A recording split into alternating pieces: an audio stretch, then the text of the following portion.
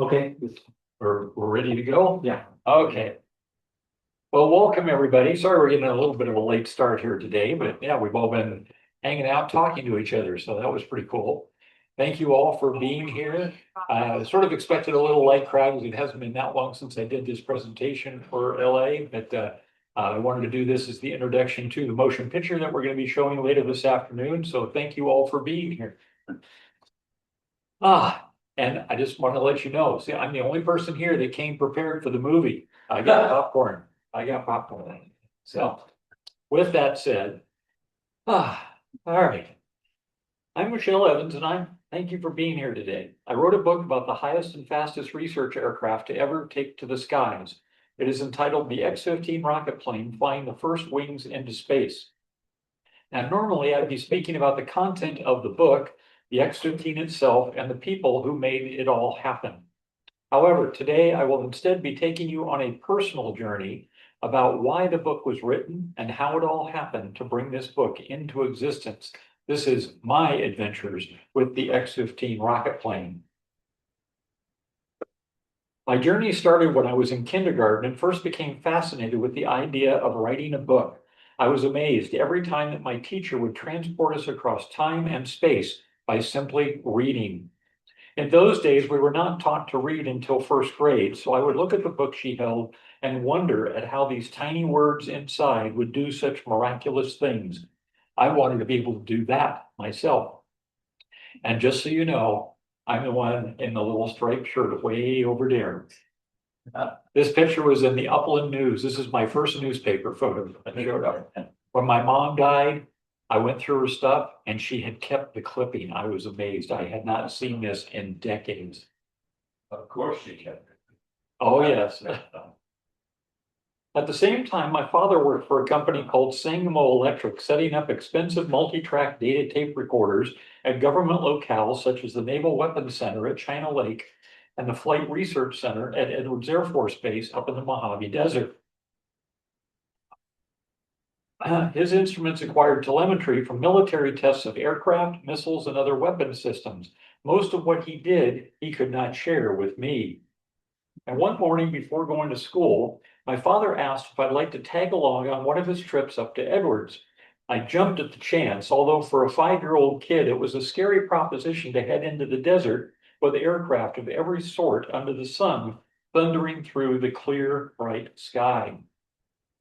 I waited at the curb outside my classroom at the appointed time for my father to pick me up to begin my first adventure, one which eventually changed my life. The trepidation of that first trip quickly turned to awe as I saw the wonders in store. It was the first of many such excursions over the next several years.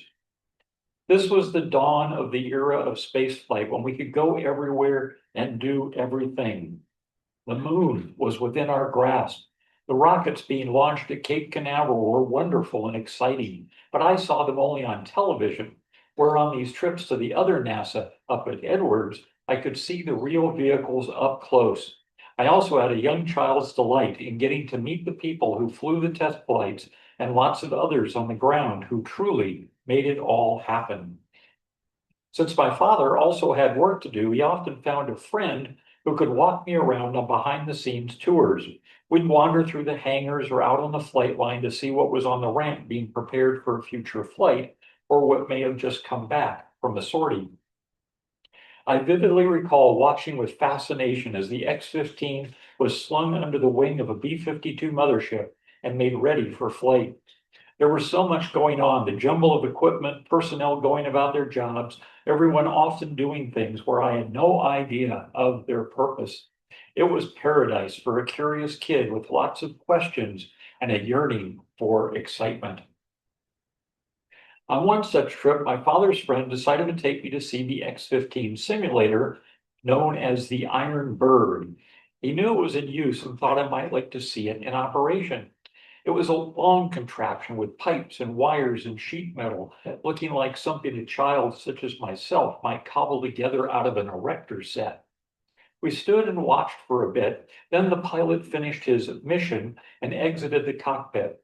Instead of walking away to some debriefing or to his office, he saw me and decided to come over and say hello. I have no idea who my guide was that day, but I will always remember that moment when he introduced me to the X-15 research pilot who had just exited the simulator. His name was Neil Armstrong. We also returned for the annual Edwards Air Show, and I always loved checking out these exciting aircraft. And that's me down in the little corner right there. I was 11 on that day. That was a long time ago. In school, I kept the dream alive about someday writing my book, but had no idea that eventually my passion for writing would intersect with my fascination with the X-15. I spent several years taking journalism classes in junior high and high school, and when it came time to face the reality of college, I knew I had no money to pursue that goal. Because of that, my life took a major turn as I decided to join the U.S. Air Force. I figured I would learn some great skills and also be able to pay for my college as I served. My father was an aerospace engineer, and I never figured I would follow in his footsteps. I saw that as being a long ways from my goal to becoming a writer. Yet there I was working on nuclear missile systems for 8 years in the Air Force. And yes, I'm actually sitting on a nuclear weapon in this picture. At one point, I felt I would make the military my career, but for various reasons, after I finished my degree, I eventually decided to go out on my own and return home to California. At that point, I went into vibration, shock, and acoustic testing for the aerospace industry for the next dozen years. However, less than 3 years out of the military, with my career going well, the idea of pursuing my original goal as a writer started to gnaw at me again. The final push came suddenly on the 21st of September in 1983 when I was reading the preface to a book on experimental aircraft. In it, the author talked about how his book was just an overview of a multitude of programs and that many of the aircraft he wrote of deserved full books of their own. It was like lightning had struck as everything finally fell into place. As a kid, I've been fascinated with the X-15 research aircraft because of those trips to Edwards with my dad. All that came flooding back to me as I read that author's statement, and it dawned on me that I had the perfect subject for my book, the X-15 rocket plane. The next morning, I called the Edwards History Office and spoke with Dr. Richard Hallion. I told him I wanted to write a book on the X-15, and I asked if I could come up to start my research using their files. He said, "Come on up." On September 22nd, my wife Cherie and I headed north into the Mojave Desert and met with Dr. Hallion. I spent hours going through files and photographs while Cherie just sat there and talked to Dr. Hallion all day. And I spoke with him about my intended project. He mentioned that X-15 pilot Milt Thompson was currently the chief engineer at NASA Dryden and asked if I'd like to do an interview. I was absolutely not prepared to do an interview that day, but there's no way I was going to turn that down. So of course I said yes.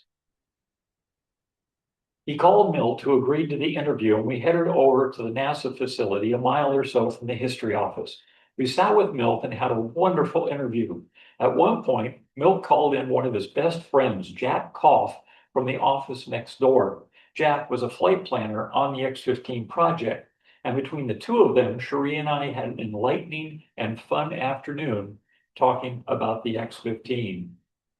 From that first interview, things expanded quickly as I connected with the other pilots who were still alive, as well as others associated with the program.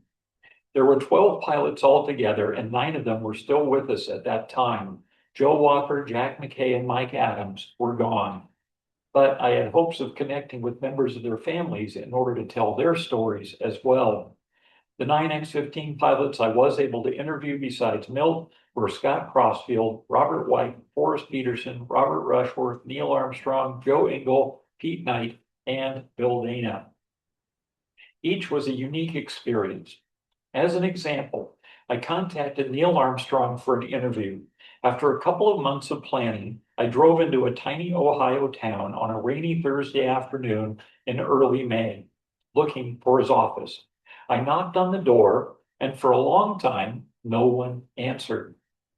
Had he forgotten our appointment? But finally, the door creaked open and a very old man was standing there. I thought maybe it was Neil's father. When I asked when I said that I was there to see Neil, he thought for a long moment. He scratched his head and said, "Oh, you mean that astronaut fella?" I told him I was, and he explained the address number I had was wrong. But he directed me to the right location just down the street. Soon after, I was knocking on the correct door, and his secretary answered, inviting me in out of the rain. My first glimpse of Neil in his office that wet afternoon, the first time I had seen him in person since that day with the X-15 simulator when I was a kid, was him standing there with a wastebasket in hand, trying to place it to catch the rain coming in through one of the numerous leaks in his office roof. The can was just one of several scattered around the room.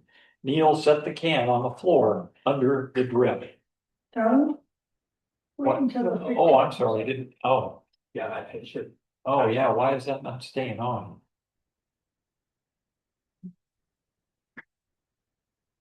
That's gonna, if we have to wait 5 minutes each time, that's gonna take a while. They told me that I need to touch the screen. Oh, Very very good. good. I'm gonna stand up here with it then, yes. Yeah, I was thinking. Oh, boy. Sorry for the delay. Yeah, it should be up, you know. No, not yet. This is live TV. Yeah, this is it, yeah.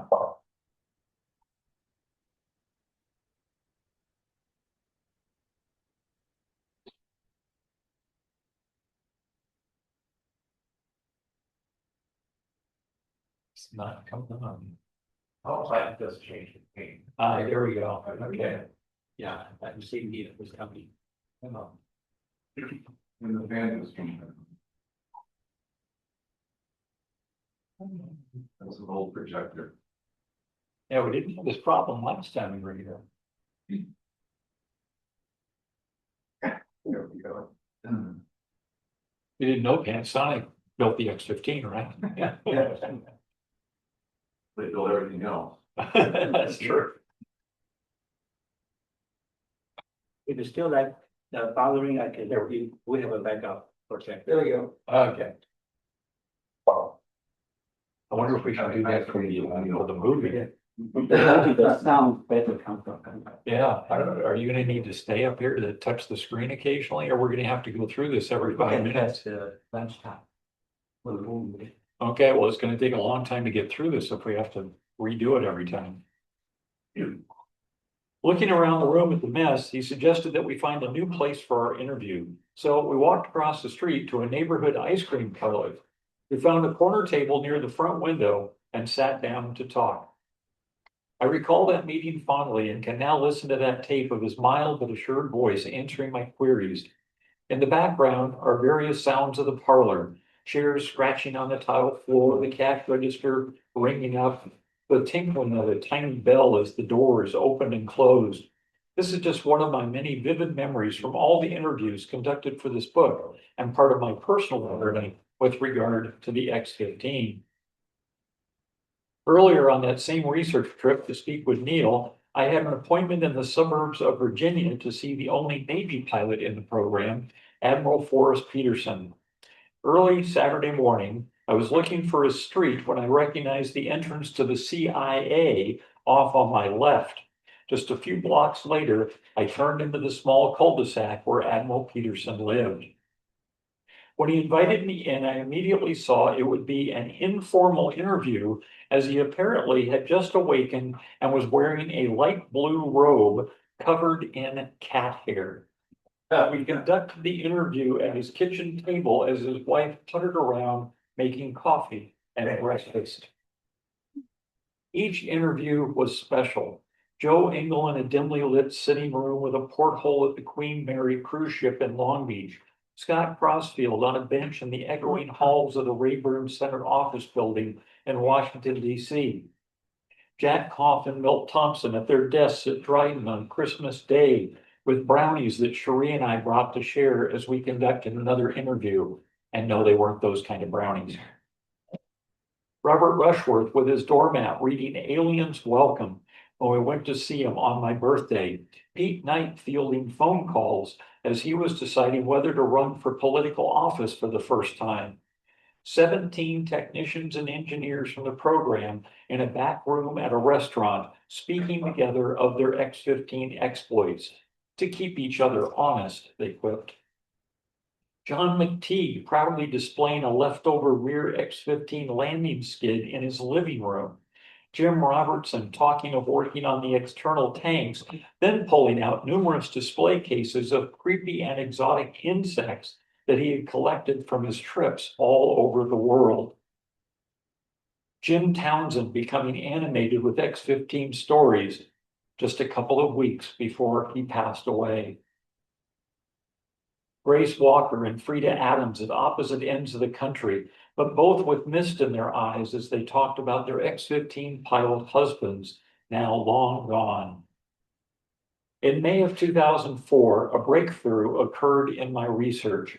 An Eagle Scout candidate, John Medelsky, was tasked with creating a memorial to honor the only X-15 pilot lost in the line of duty, Michael Adams.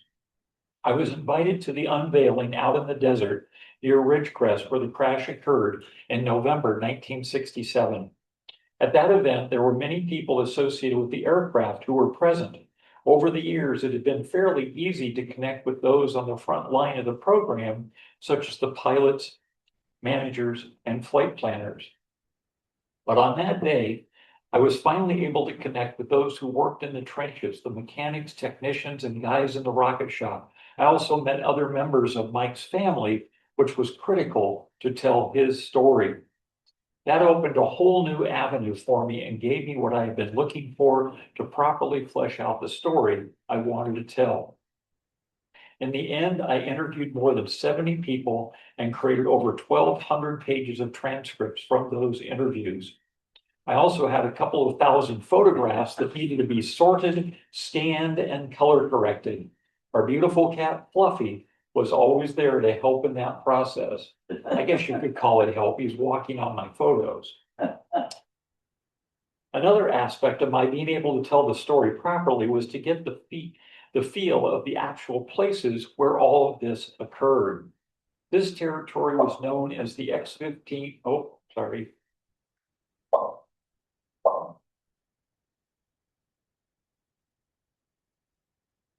No, It was fine. there we go. Yeah. Okay. No, Do you want, we can just change it to that one? if you want to, switch over the other. Good time. Not as much easier. Yeah, Okay, you have this button. That's very good. yeah. Is that gonna reach over there? It happened during the movie, Charles Bronson might get mad. That's right. We don't want that. Yeah. Yeah, only it is. Okay, yeah, we'll do something to make sure that. Yeah. After we finish this, we'll verify everything still works for the movie.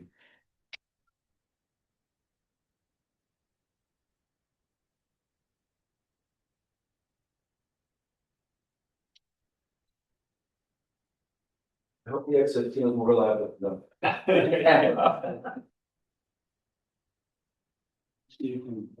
Okay.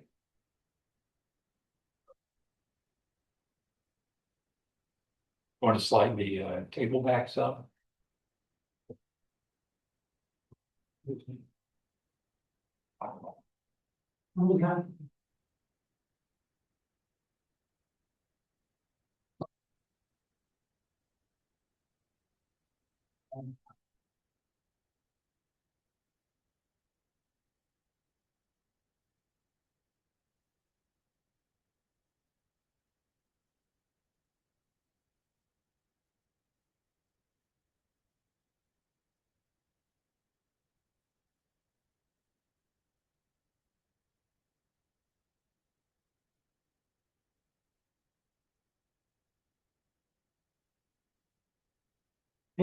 As much as we can get. Okay, yeah, that's fine. The focus is tighter.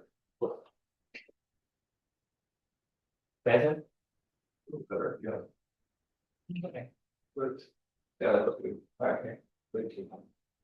All right, here we go. Another aspect of my being able to tell the story properly was to get the feel of the actual places where all this happened.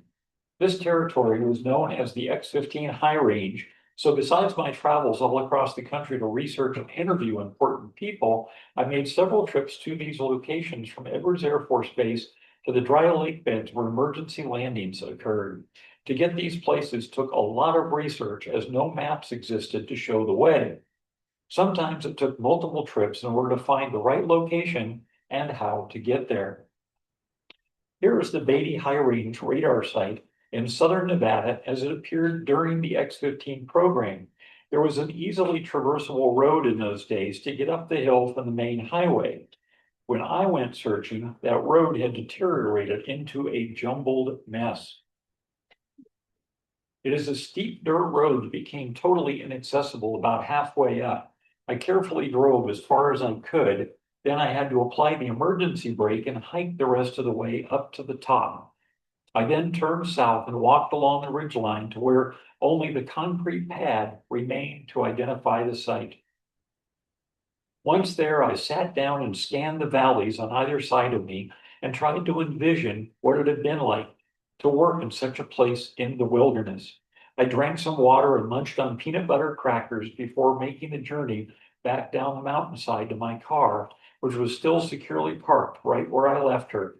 Since there was no way to turn around, it was a slow and careful adventure in and of itself to back all the way back down that hill.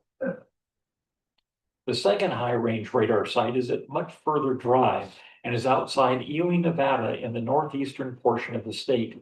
It is also much higher in the mountains than Beatty, and as I found out, and you can see here, can have snow well into June. After an 8-mile slog up a precipitous dirt road into the mountains, this is what I encountered, just a mile or so short of my goal. Once again, I had to abandon my car and see how far I could get on foot. As I got nearer, I discovered that the site was actually still in use. In the end, I decided the most prudent idea was to only see it from afar, as I had no idea what sort of reception I might receive if I walked in unexpectedly during some very classified operation. Now, one location that caused me a lot of consternation was getting out to Mud Dry Lake outside Tonopah, Nevada.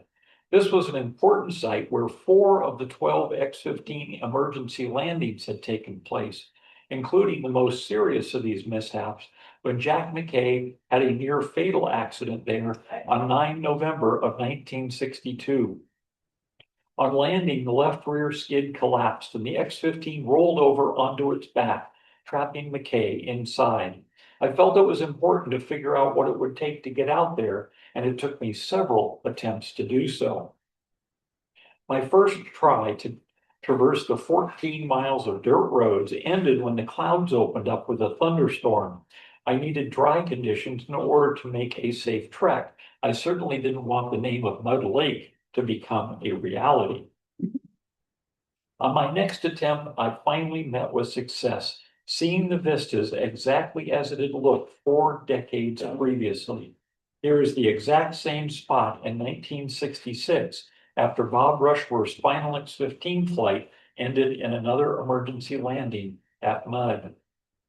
I considered this a huge accomplishment, yet it was a haunting feeling to be out there by myself on that vast, dry, primeval lake bed. Out of this came a unique perspective on the X-15, one that I wanted to share with others. This led to the creation of an actual tour itinerary, one which people today can now follow in order to visit these places themselves.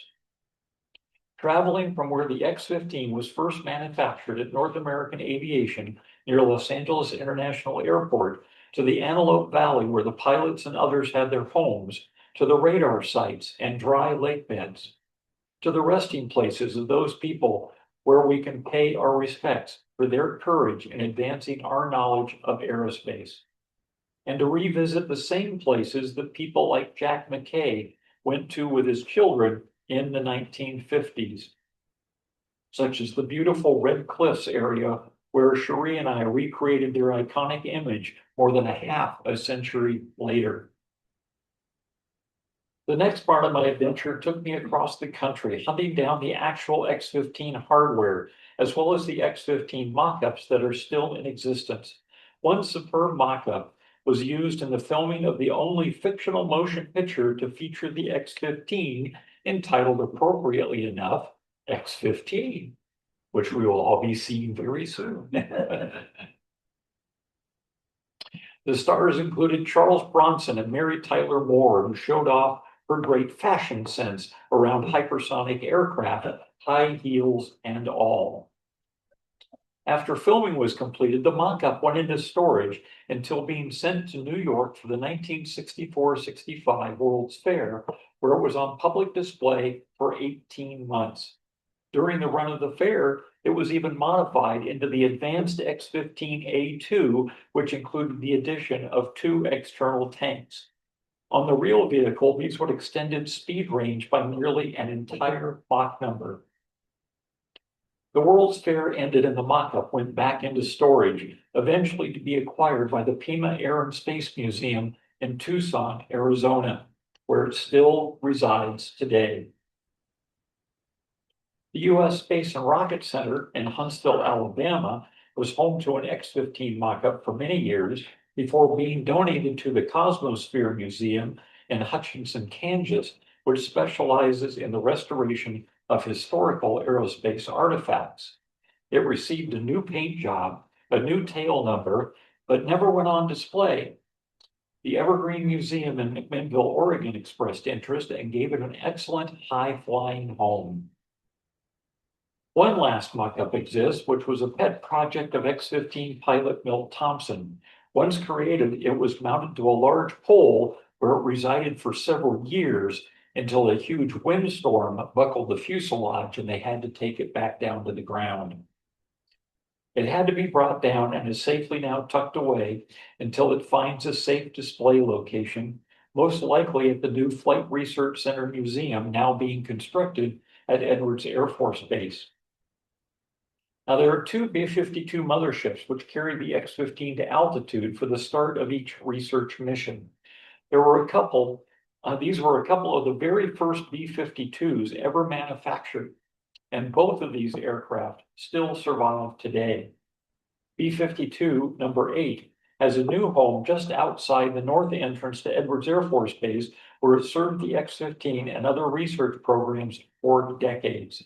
This aircraft lofted the X-15 on 106 of its 199 missions. There is a possibility the X-15 mock-up at Edwards may eventually be installed onto the wing pylon from where the real X-15s were once launched. I couldn't think of a better idea, but it looks like they're not going to be doing that, unfortunately. At the propulsion system test facility, the X-15 was bolted into a structure where the rocket engine could then be test fired.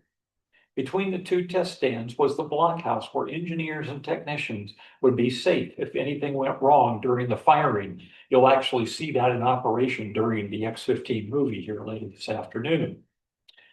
That facility still stands today, although it is now being used just for storage, and the blockhouse has been gutted of all its electronic equipment. The test stands themselves, however, appear still ready to accept another X-15 engine firing with little refurbishment. The second B-52 mothership was retired after 93 X-15 missions and was flown down to Tucson, Arizona. It now resides at the Pima Air and Space Museum, where it has recently undergone a full restoration. When I visited Pima several years ago during that restoration, I was allowed to climb inside and take a look around. These are the pilot and co-pilot stations where legendary aviators such as Fitz Fulton once sat as they flew the X-15 to its launch altitude of approximately 45,000 feet. And this one, too, they have actually just created a brand new X-15 mock-up, and they did mount that X-15 mock-up to that completed aircraft. And so there's literally one place in the world that has an X-15 made into a B-52, and that's down at Tucson. I'm going to be doing a tour of Pima and the X-15s in July. Should be nice and cool down there in Tucson in July, right? Okay.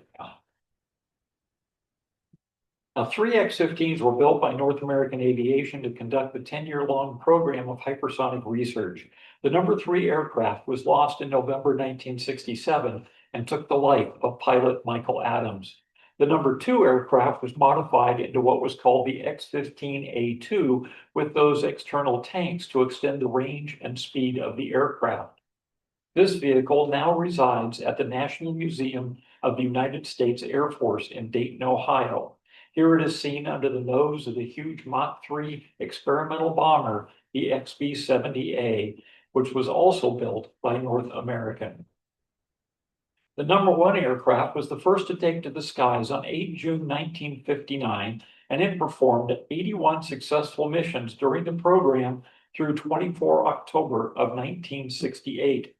That equates to more than 40% of all flights of the X-15.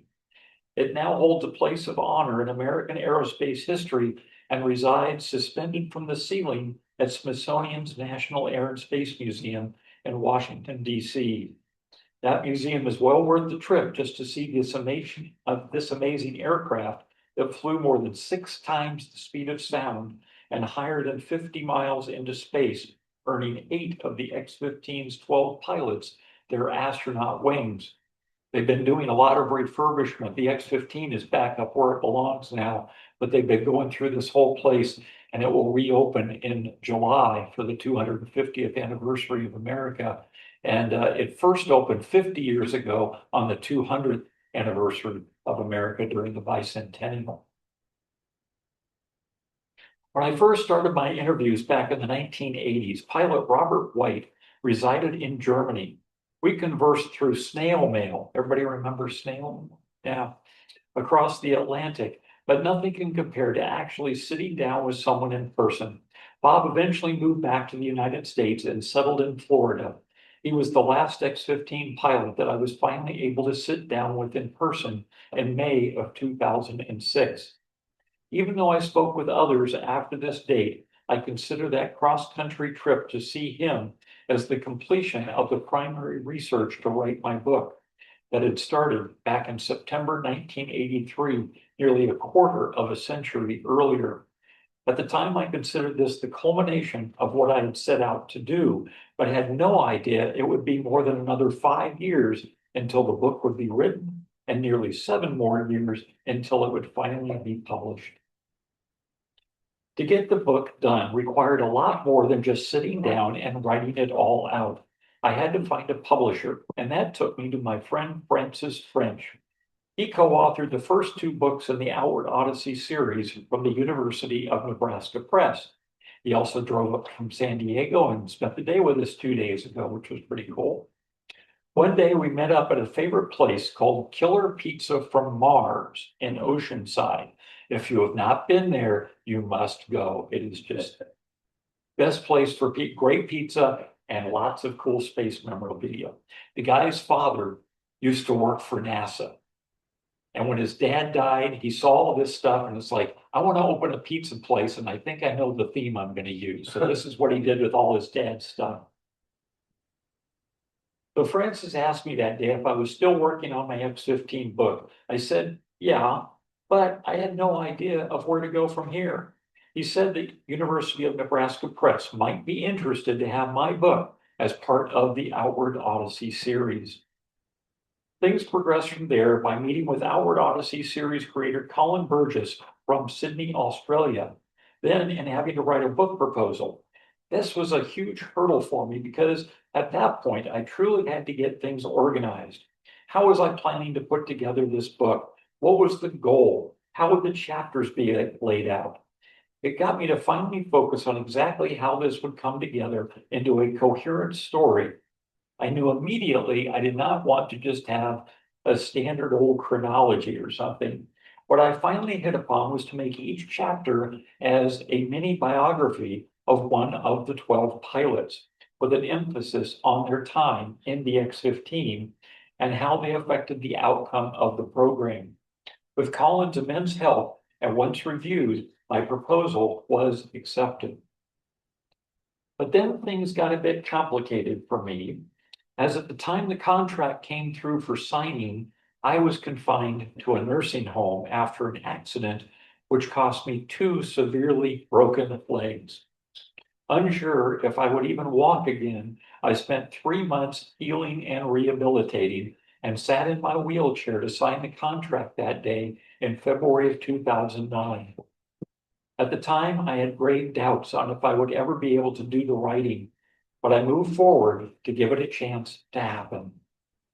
Over the next couple of years, as you can see, I was finally able to overcome the problems and move forward.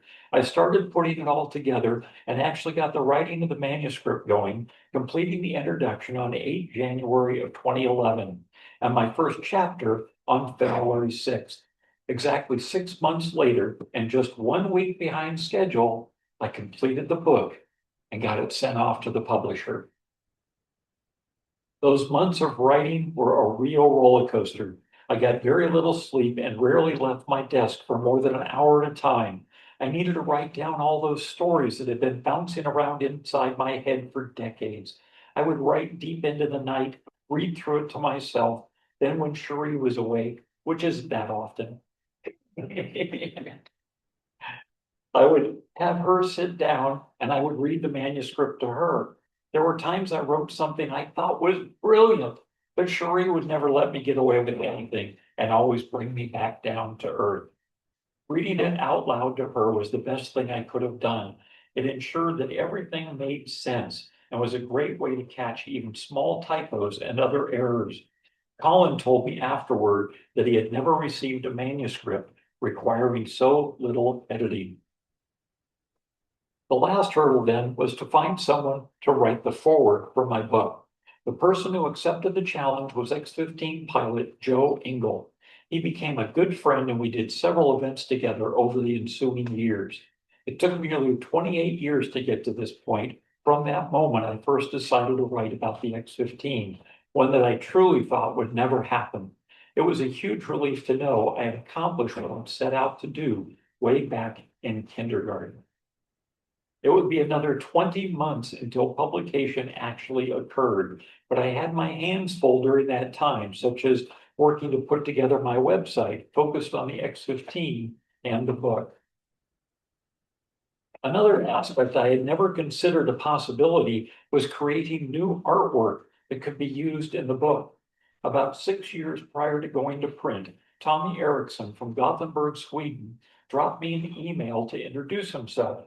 He loved the X-15 and was working on some computer images of the aircraft. I asked if he'd like to do some images for my book, and he was all in. With my ideas and Tommy's skills, we worked together to bring the X-15 to life as it has never been done before. My mandate was to show the X-15 in ways impossible to photograph.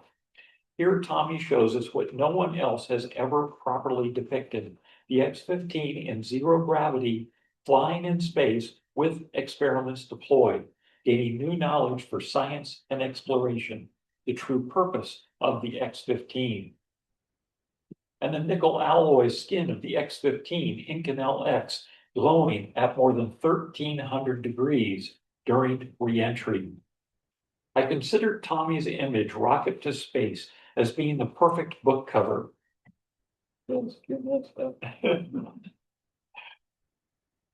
It took me a lot of negotiations to convince the University of Nebraska Press to use his artwork. Since Tommy was an unknown artist, they said they would rather use a NASA or Air Force photograph for from the program. I insisted that what Tommy had produced was stunning and exemplified the tone of the book as no photograph ever could. Eventually, they relented, and I'm extremely proud of his cover. And I would be very remiss if I did not also mention that Tommy then later used his work on creating these amazing images as the core for his PhD thesis, which he handily and most deservedly received. Now, Dr. Tommy Eriksson, what a guy he is. Now, I wanted to hit the ground running when the book was released, so I developed a talk I could take on the road to help publicize the book, created book cards and flyers, and participated in book fairs. As the time approached for the release of my book, my health took a major turn for the worse. I developed a severe case of kidney stones, which at one point I truly did not think I would survive. Over the course of a month, I experienced a dozen emergency room visits and multiple surgeries. The timing worked out perfectly, however, in that on my return home from the last of my doctor visits on 17 April of 2013, Cherie and I returned home to see a large box sitting at our front door. We immediately knew what it was.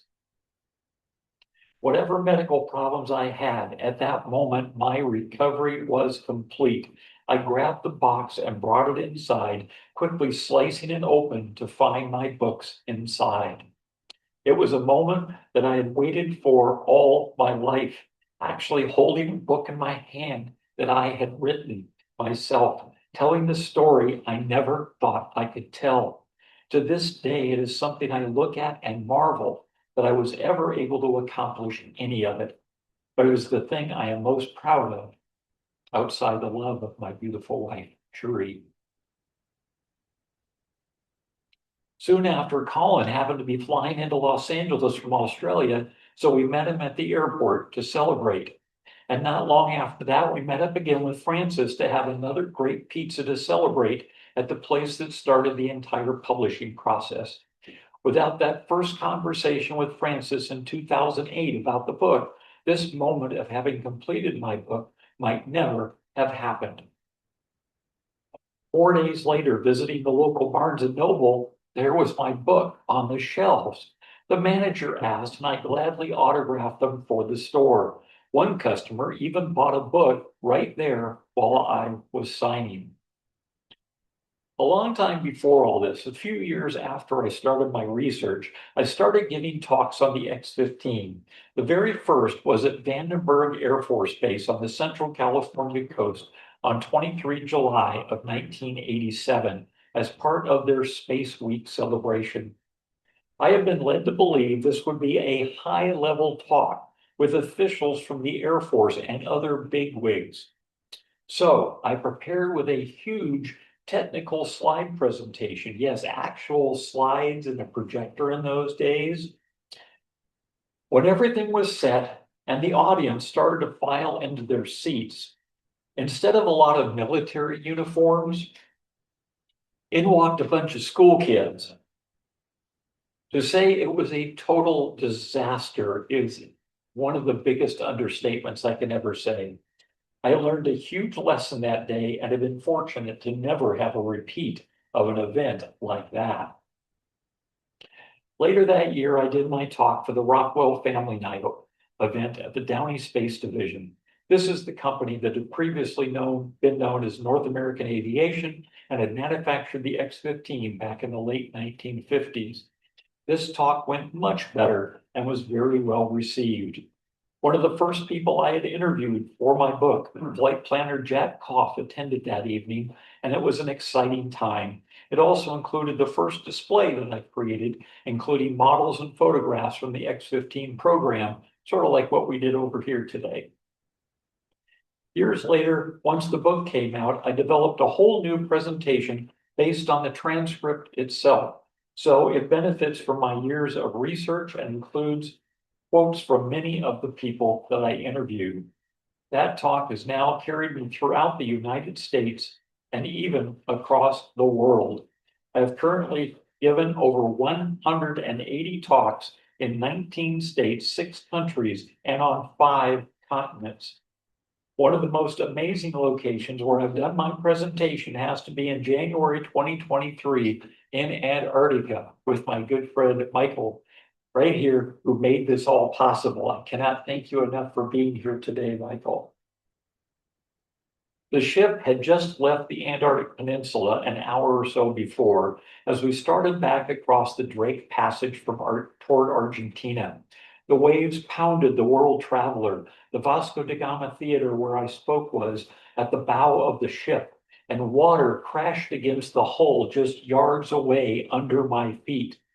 The waves sent resonant vibrations, causing me to grab onto the podium, which was not bolted to the floor. I hung on for dear life. After I finished the talk, my palms were literally black and blue from bruises. Apparently, everyone, however, loved the presentation, though as I had people come up to me and offer congratulations throughout the voyage home, even at the airport days later in Buenos Aires. One event I'm most proud of happened in Tucson at Space Fest in 2017. I'd spoken there several times previously on the X-15, but that year I wanted to do something unique. Instead of simply doing a normal talk, I was able to organize a panel discussion which included X-15 pilot Joe Engel, as well as 4 engineers from the program. This is the only time I'm aware of where anything like this had ever happened. Even surpassing the experience I would have several years later in Antarctica, those 2 hours with Joe, Wayne, Charlie, Harry, and Vince will probably be the most amazing hours of my life. A close second would be when Joe Engel and I spent the day at the United States Air Force Academy in Colorado Springs, doing multiple talks to the command staff, instructors, and cadets. Every location and every talk has been a wonderful experience. Here I am at one of my very first talks after the book was published at the Leonard Nimoy Event Horizon Theater at Griffith Park Observatory. It's impossible for me to explain just how exciting it is to do these presentations for air and space museums, pilot and engineering organizations, university students, local libraries, civic groups, and community centers.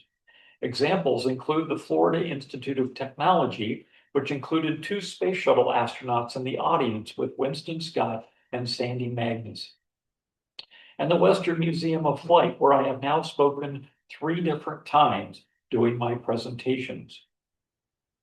At my first talk there, I had a very special thing happen. As I was setting up, a man came up to me and said, "I know you've never heard of me, but I worked on the X-15 program. My name is Bob Hayos, and I created the attitude sensor on the nose of the X-15 when I worked at Nortronics." Even though I'd never been able to meet him before, I knew exactly who Bob was. I said, "Bob, I know who you are, and you're in my book." He was taken aback, so I grabbed a copy, opened it to the index, and showed Bob his name was listed there. Bob was over 90 years old at that time, and it was a marvelous thing to watch him light up when he saw that. This event was also special, and it's where I first was able to display a huge 1/15 scale X-15 model, same one you see over here today. This model was actually at Edwards during the time of the X-15. After the program ended, it was donated to the California Museum of Science and Industry, now known more simply as the California Science Center. As it was being delivered, the model was dropped and broke into multiple pieces. The museum thought it beyond repair. Luckily, instead of just throwing it away, they instead locked it into a storage room where it stayed for over 20 years. When it was uncovered, a docent who happened to be a friend of mine suggested donating it to me, as I might be able to somehow get it all put back together. It took me a long time, but it finally happened, especially after the efforts of a good friend and master model maker, John Page Risk. I was invited to Palm Springs to speak at the Palm Springs Air Museum. They not only rolled out the red carpet for me, but actually rolled in an F-104 starfighter that was in their collection and had been used as a chase plane on the X-15 missions. The cockpit was open, and I went to have a vicarious and very unexpected experience that day of sitting in the pilot's seat of a Mach 2 fighter plane. I then came back down to earth and gave my talk on the Bob Hope stage at the museum. In addition to my initial talk, I have since developed several other presentations. These include a special talk about pilot Mike Adams, who lost his life during the only fatal accident of the X-15 program. Additionally, I've hosted movie screenings of the 1961 motion picture X-15, as well as showing various documentaries about the research program, such as a great NBC News special from 1981, The Rocket Pilots.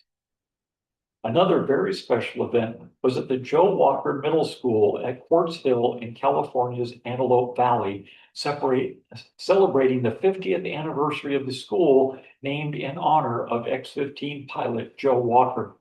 I was given the school's gym in order to set up a large display and to give my talks to each class as they cycled in throughout the day. My voice was cracking and almost gone by the afternoon, but amazingly, I made it through all the talks. After each presentation, I invited the students to all come up and get a close-up look at the models, photographs, and X-15 artifacts. Cherie was by my side throughout it all to help. I spoke with literally every student and faculty member as part of this education experience, which also featured NASA pilots, educators, and 12 members of Joe Walker's family. I presented a specially signed copy of my book to the school, which was placed into a time capsule that will be opened by students there in 2077. It is a wonderful thought to know that students, a half century from now, long after I'm gone, will get to know the story of amazing people like Joe Walker and his fellow X-15 pilots. Another fascinating experience that has come out of all this is that I'm now being asked to take people on my special tour in the footsteps of the X-15. It includes stops such as lunch at Domingo's restaurant in Boron, where you can have a special drink concocted by Domingo himself that will singe your eyebrows, called the boron rocket fuel. Just, oh, what do we have? 2 or 3 of those delivered to the table? We have, Everybody had to light their fire. Dominguez is close to Edwards Air Force Base and is famous as a place where pilots and astronauts love to stop by. Although on this day, we only had a 2-dimensional Neil Armstrong and stop in to say hello. We went by the Edwards North Base entrance to visit the B-52 mothership, then on to visit Cuddyback Dry Lake, which had been used for emergency landings. It was the closest of the dry lake beds to Edwards, where 2 emergency landings had occurred. It's a vast and wide open terrain, which lends itself perfectly as a place to dance. After Cuddyback, we headed north to a more somber location, the Michael Adams Memorial. There are many monuments in the desert around Edwards to commemorate accidents that have occurred over the decades during flight test research, but there's nothing quite like what we have accomplished to honor Mike Adams. In May of 2004, Eagle Scout candidate John Badelsky first created this memorial as his community project. A huge crowd came to the desert that day to pay their respects to Mike, and as I mentioned previously, this event was pivotal in my research to be able to complete the book. Over the years, several expansions have taken place, primarily accomplished by Rob Enriquez of the Bureau of Land Management. Bob Klein and myself, there's Bob taking a picture right there, also provided new display boards to help tell the story of the site. And in November 2017, a new expansion was unveiled as part of the event honoring Mike on the 50th anniversary of his accident. I also created a new presentation specifically about his life, his work on the X-15, and his legacy. It was first presented at the Matarango Museum in Ridgecrest, about 20 miles north of the crash site. The following day, there were a couple of hundred people who joined us to learn more about Mike's life out at the crash site. Domingo himself was there and provided food and drink for everyone present, although he did not bring any of his rocket fuel. X-15 rocket shop technician Dave Stoddard was with us that day. He had been instrumental in locating the exact site where the accident happened so that the monument could be created. Here he shows us an X-15 artifact recovered from the site. Dave was one of the people I met back in 2004 at the original dedication, and he greatly assisted in connecting me with so many others who worked on the X-15.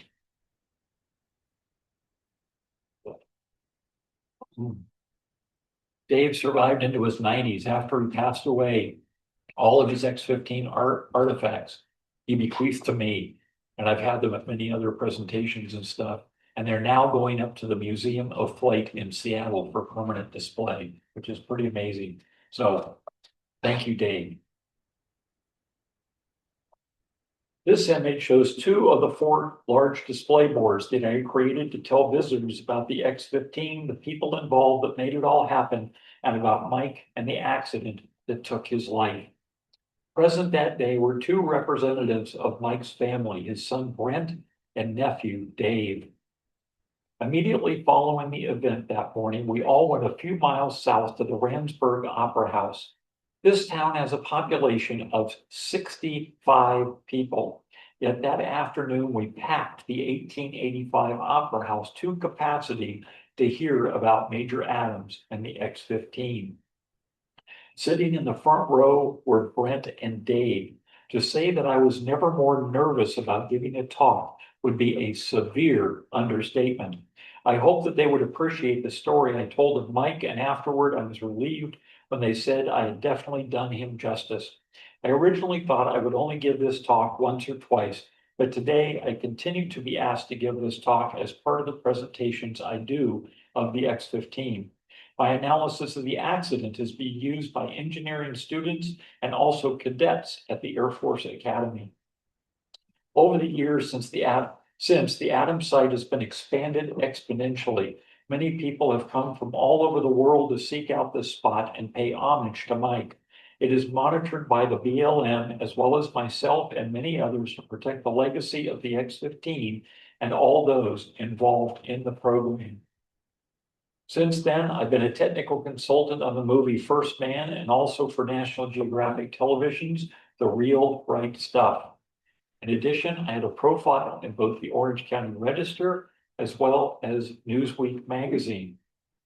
The Museum of Flight in Seattle interviewed me for the oral history program, and I also had an oral history done with the Library of Congress, which was a real honor. This has all been made possible because of the X-15, and it is something that I never envisioned when I started this project back in 1983. I'm often asked what book I'm working on next. My answer is always that I spent 30 years out there on my own, obsessing over this research and writing of this book about a program that achieved a record speed of 4,520 miles per hour and attained an altitude of 354,200 feet. Now, I can't imagine a more fulfilling thing to do than to be out there talking with a lot of people about this. This is the X-15 rocket plane flying the first wings into space. For me, this adventure is just beginning, and I want to thank all of you for being with me today to share this journey. I will be happy to answer any questions you might have. I do need to point out really quickly, this little baby Bell statue from Hallmark is about that big. That book that's on there is like that big. Bob here made that. You can read every word on that. What Bob did is just unbelievable. So with that, thank you all so much. If you have any questions, if you want a book, I have books here today. Oh,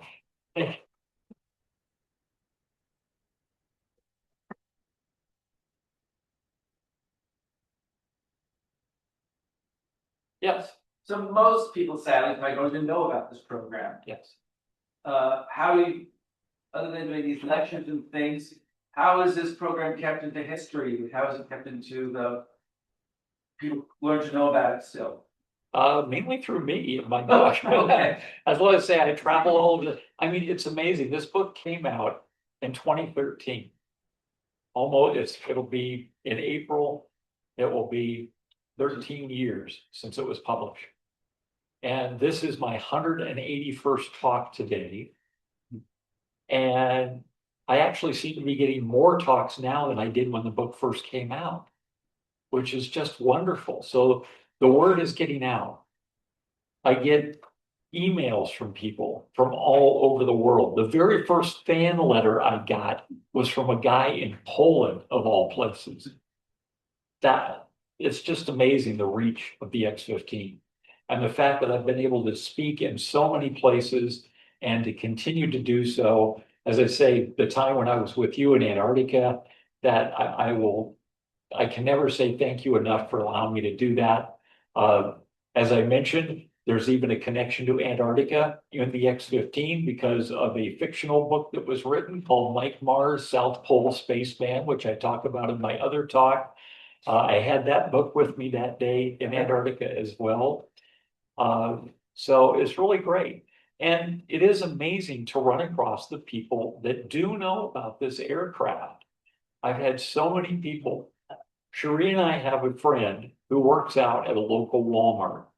And after the book came out, we had to take the book out to show our friend there. And she was like about 70 years old when that first came out. And we'd known her for many years. And we're standing there talking to her. And there was another young girl working for Walmart in the same area where she was and heard us talking about the X-15. This 16-year-old girl ran over to us. You wrote a book on the X-15? So if a 16-year-old girl knows about the X-15, I have hope for this world. Yes. So, yes. See, this is very special. Beautiful presentation. Thank you. Behind the scenes, X-15. Yeah, I was a very young kid. Scott Crossfield was one of my heroes. And it's kind of interesting. You've got the AIAA banner here with the Wright Flyer on it, and the X-15 was kind of the next Wright Flyer, really. Yes, it was. Was that important in the history of flight. So I'm curious, what were your experiences in giving the presentation in China? Well, in that case, the presentation was given there, but it was given over Zoom.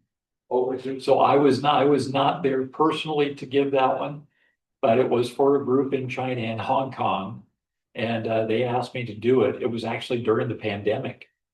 And yes. You want to touch a sweet? Oh. Yeah. Here, look, yeah. Always like that.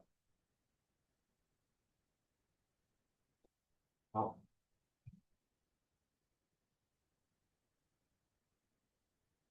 There you go. Get you something on the screen at least up there. There we go. Now you got a better screen. Okay. So anyway, yeah, and so I've been able to do that in many places with Zoom, which has been great. Some of these places I really want to transit there myself and be in person. So yeah, the farthest by far is Antarctica. It will probably always be the farthest. It's hard to go much further than that. And it's interesting, you talk about the X-15 sort of being the Wright Flyer of a new space age, because Scott Crossfield, who flew the X-15, the highest and fastest aircraft that ever flew in the early 2000s, Scott was part of the centennial of flight celebration and was one of the test pilots on the replica Wright Flyer. So from the X-15 literally to the Wright Flyer. And he was there with us. We were down at the Centennial Flight at Kill Devil Hills in December of 2003. And Scotty was with us. That was the last time we saw Scotty. And unfortunately, the weather did not cooperate very well that day for the flight. But it was pretty neat to watch all that happening. The Wright brothers had a lot more success that day. Yes. 100 years earlier, that is. Oh, yeah, exactly.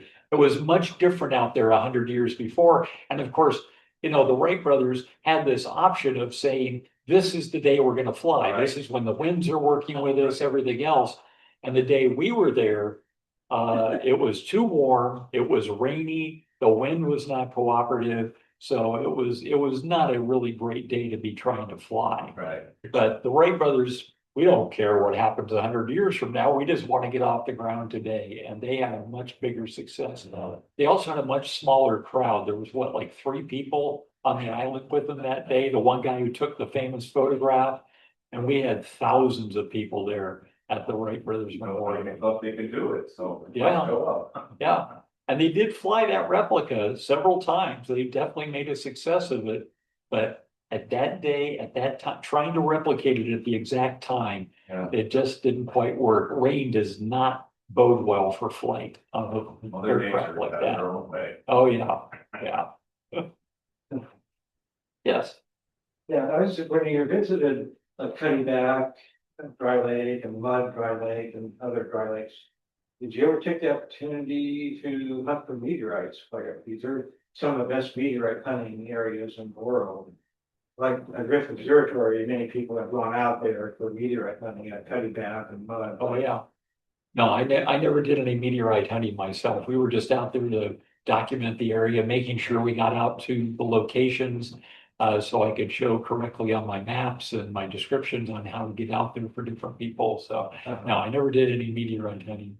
Okay. Yeah, and actually, the best place in the world for meteorite hunting is in Antarctica. Antarctica. Yeah, so, yeah. So Michael, next time you're down I'll go there, look for the, please look for some meteorite. Bring them all back to us. Yes. I actually downloaded the meteorite found, I don't know if it's Cutty Back or Mud, but I actually downloaded the meteorite. They actually cut out a section of the dry lake bed, kept it in situ. Oh, And then I mounted that for an exhibit at Griffith Observatory. very cool. How long have you been working with Griffith? It's like 30 years or something?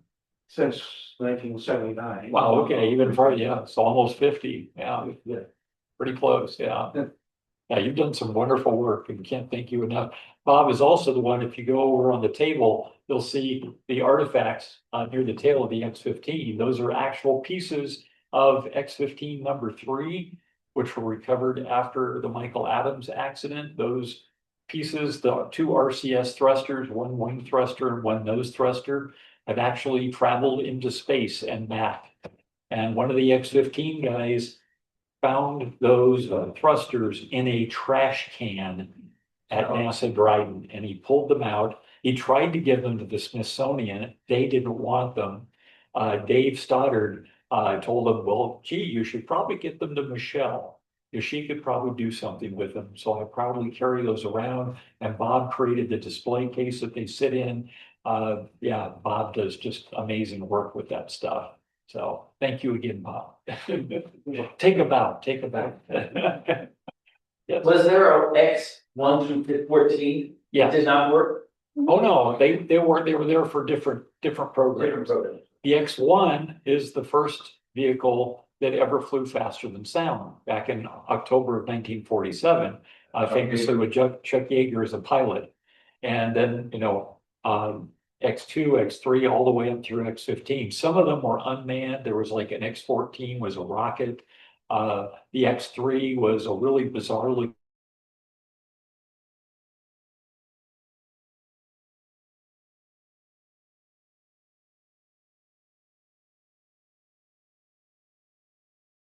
things like that.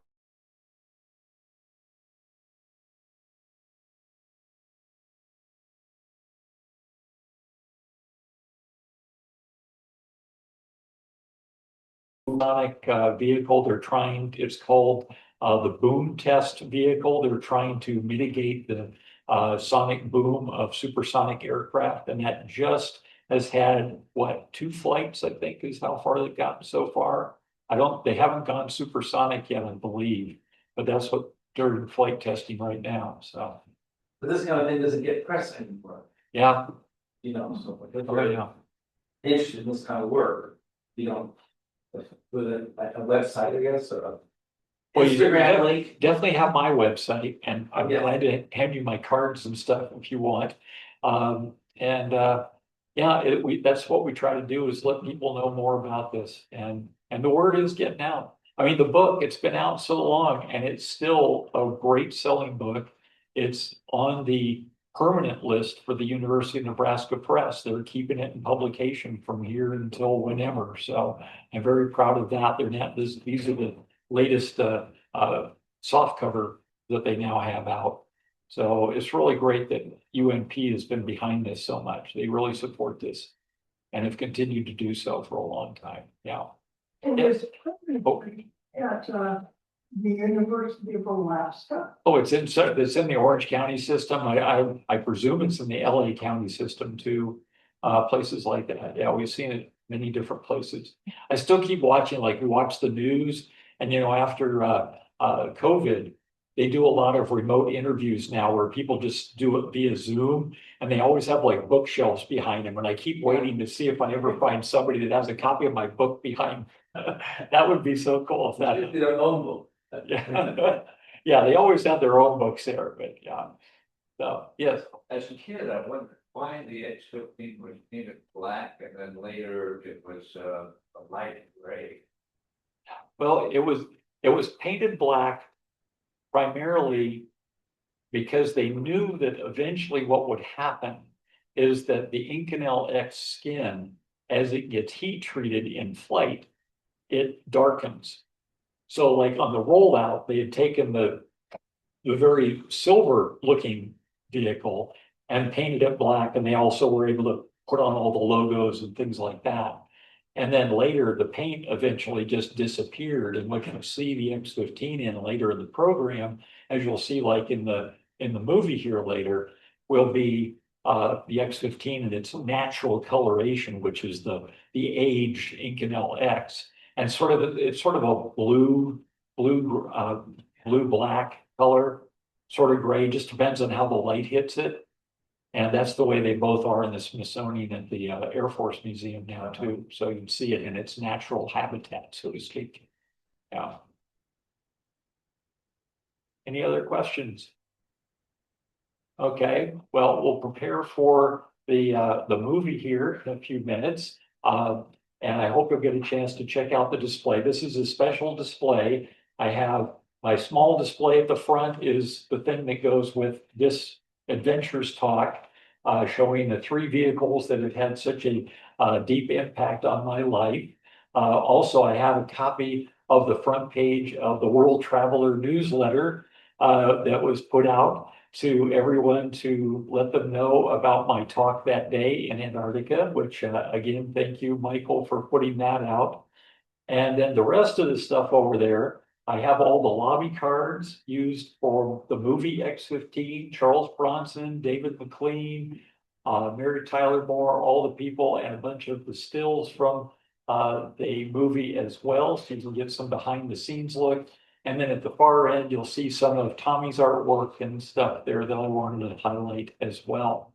So with that, we'll take a bit of a break while we get everything prepared for the movie.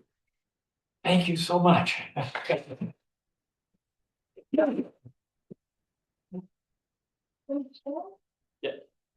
Beautiful picture. What? The top of your popcorn matches. Why, thank you. Why, thank you. And if anybody's interested in the book, I do have just a few copies with me today. You just show the movie like 15 minutes. Right? Yeah, yeah.